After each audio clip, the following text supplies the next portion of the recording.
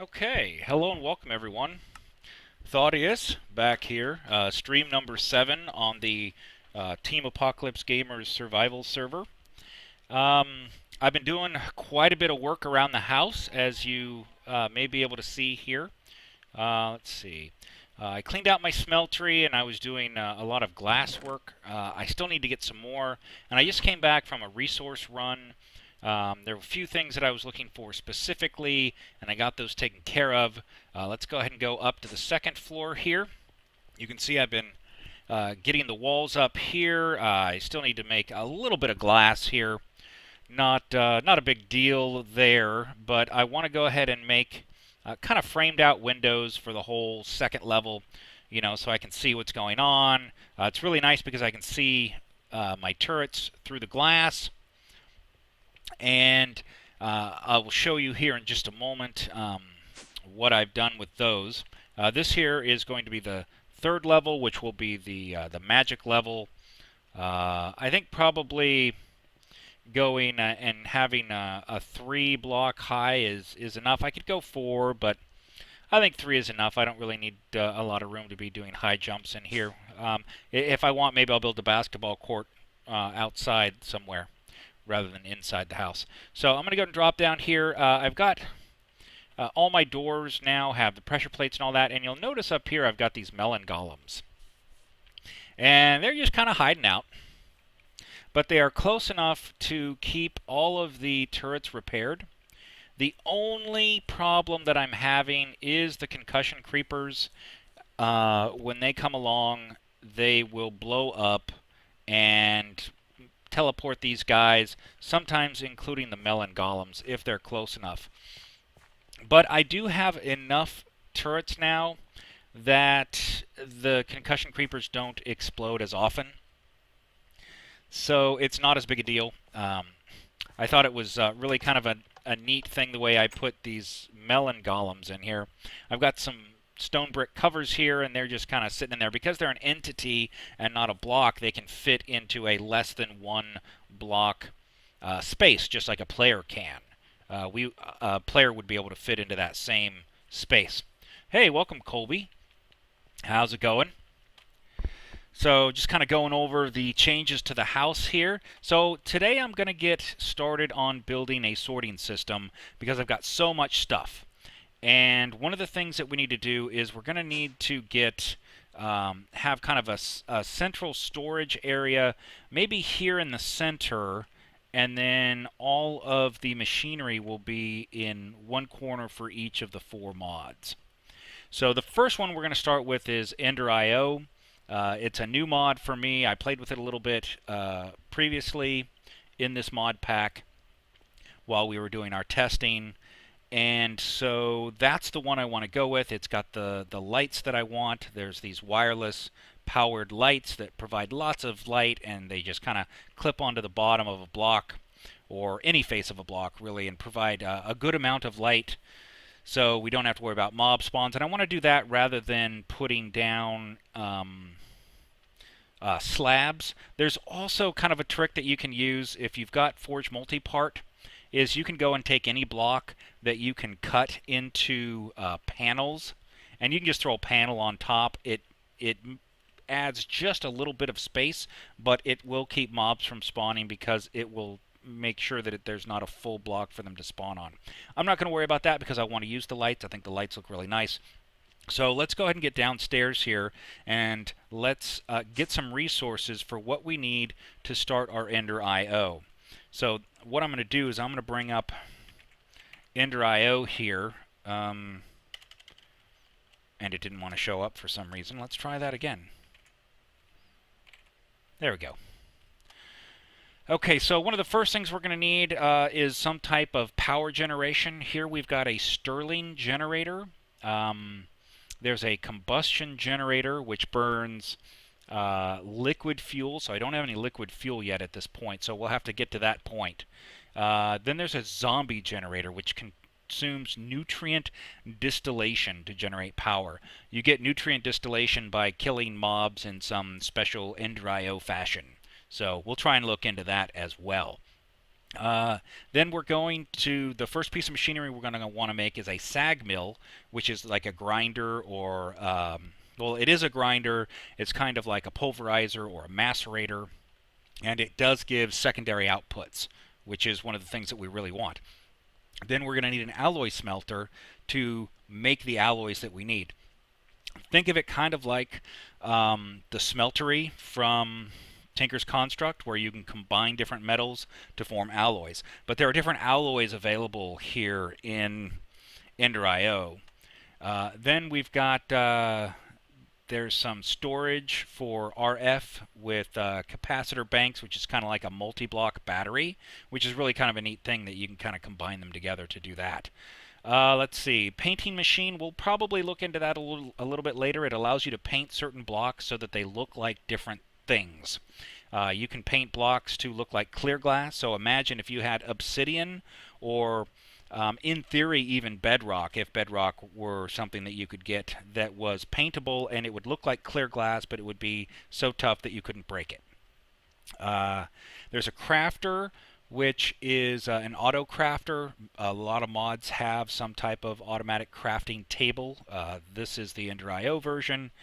There's a vat, which is used to brew Ender.io fluids. So we'll definitely look into that. The power monitor kind of lets you know what your power is doing in the Ender.io system. From there, we've got a farming station, and I'm not sure if I'm going to use a farming station. It looks like if it can be used for animals, then I might do that, but it just says plants and harvest crops, so I probably have to go some other way. Now, the wireless charger, that's something that we're going to need for our wireless lights. There's a fluid tank, pressurized fluid tank, reservoir. Now, there is something nice with the reservoir, is when you place them in a 2x2x1, so you need 4 of them, and you put 2 buckets of water into it, it becomes an infinite water source. And it sounds like it's turning dark outside because I can hear my turrets firing. So let's go and see how this looks. Let's go up one more level here. And we'll come out here and take a look at how my defenses are doing. Oh, here they come. Bunch of witches. Ooh, wither witches. Those are the ones that have cats. I'm going to go ahead and shoot these because they're pretty tough. So let's go ahead and get that cat. Hey, you are not going to get into my house, cat. Or the witch. Now, see, you can see there's this Gatling skeleton, and he's hitting my turret. He is, but because I've got the melon golem doing the repairing, he can't do enough damage to kill it. And now this guy's actually after me. Pull out my battle sign, so if he hits me, he'll actually hit himself. Because he's an idiot. But that's okay. I'm going to run down here, and I'm going to grab these potions that were dropped. Now, like I said, I did just come back from a resource run. I was going out getting some stuff. So I need to get rid of these potions that are in my inventory because they're taking up way too much room. Which is why we need to get a sorting system. Let me grab the rest of these potions out here. Now I can run around here and I can level up my weapons. I can do pretty much anything I want. I can gather up all the zombie flesh and... Oh, there's the other cat, and it's coming, and it's pissed off! And it killed me.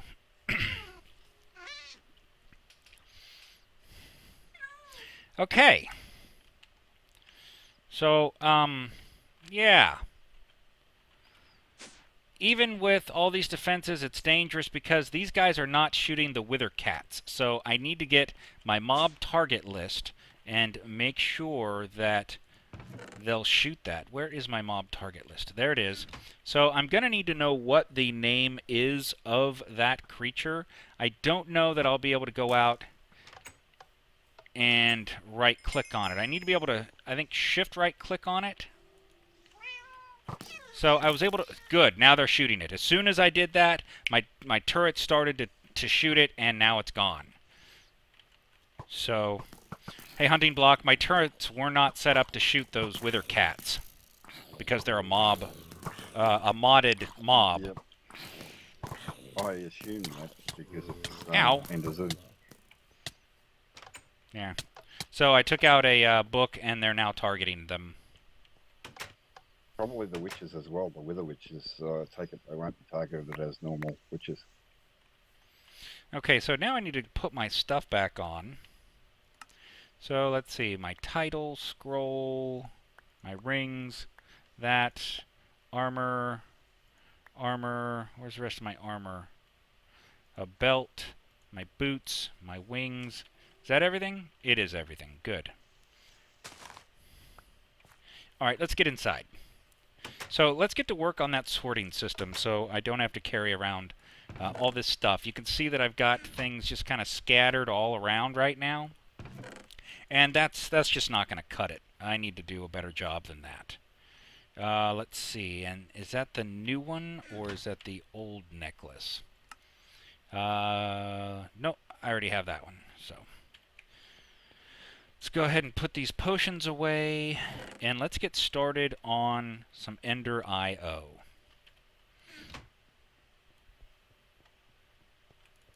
Oh, and we just upgraded our server.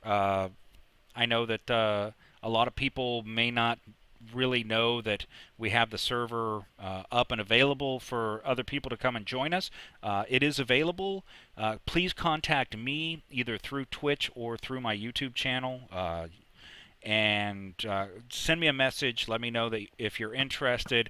I'll get you the information so you can download the pack through Technic and test it out on your computer. Make sure it's going to work. And then let me know that when you're ready to come on the server, and we'll coordinate so that you can come on. I'll get you the IP address, and then we'll get you set up with a place to live, basically, and go from there. And then, you know, you guys are more than welcome to come on. Right now, it's not whitelisted. If I have to in the future, I'll do that. But right now, the IP isn't public. But we did just upgrade from a 2.5 gig to a 4 gig server. So hopefully that'll help to improve some of the performance as well. It is located in Texas now. It was previously in California. We moved it to Texas so it would be more centrally located for everyone in the U.S. I'm sorry if you're not in the U.S. or Canada, North America area. Hopefully you've got a good enough connection. All right, so let's get back into here. We need a Stirling generator, which is going to require a piston, a bunch of bricks, and I'll use the cracked stone. I want to save the mossy right now. Let's see, we need a furnace and some of these basic gears. So sticks and stones will break your bones and help you craft some sexy stone gears. So let's grab a stack of this, and it looks like it went into my builder's backpack. So let's go ahead and throw my builder's backpack into there. As you can see, I've already got some furnaces on me. So let's go ahead and get this built. So I do keep quite a few resources in this chest. There's some sticks. I don't know if that's going to be enough for 4 gears, but we will find out. So, yes, it will. And I need to actually have them in my inventory. Unfortunately, you cannot do the shift click and have it take things from the chest. Well, that's okay, Nevolent. Feel free to, you know, watch, ask questions, and just kind of enjoy everything else. So now we're going to go ahead and... Wasn't it like this? Oh, I'm missing the piston. So I should have some pistons laying around. I believe they're over here. Pistons. No, not there. Pistons. 3 pistons. Good. Okay, so that will give us a Stirling generator for power. Okay, we're also going to need some way to move this power to the machine. We're also going to need to make the sag mill machine, so let's go ahead and see what's required for that. We're going to need some flint. We're going to need one of these machine chassis and another piston and some iron. So this machine chassis is going to require more iron and some iron bars and this basic capacitor. So basic capacitor, some redstone, some gold nuggets, and some copper ingots. So let's see what we have here. I do have one piece of flint. I'll definitely have to make some more. And let's go, I've got some iron bars, and I need 4 of those. That is a good start. Some pistons I will be needing.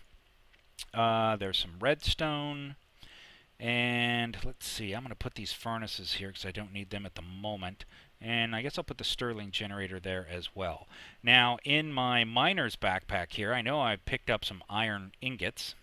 There's a little more redstone as well. The rest of the stuff I will dump out a little bit later. Okay, so, no, not the stencil table. There's the iron ingots. Let's look again to see what we need.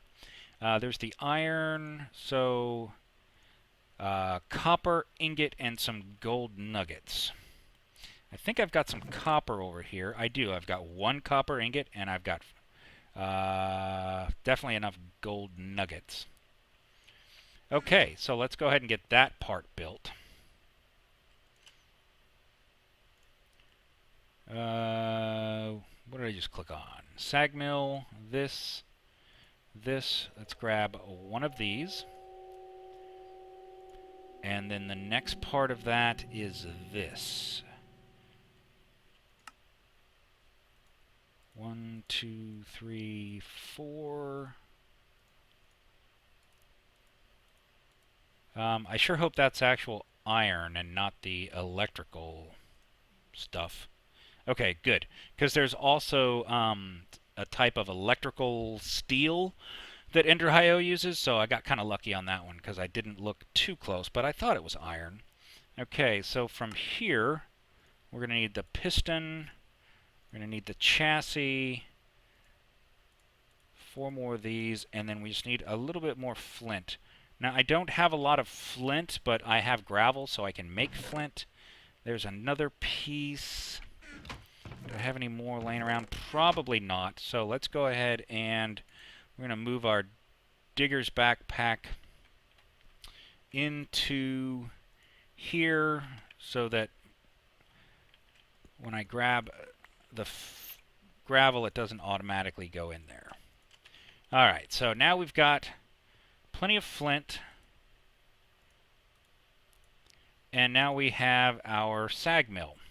So the next thing we need is the energy conduits, which is this one. So we're going to need some conduit binders. We're going to need some conductive iron. Okay, conduit binders are binder composite smelted. So we need quite a bit of gravel, some sand, and some clay. Alright, so I don't have a lot of sand. I'll have to get some more. I don't have a lot of clay. I'll have to get some more. But gravel, no problem.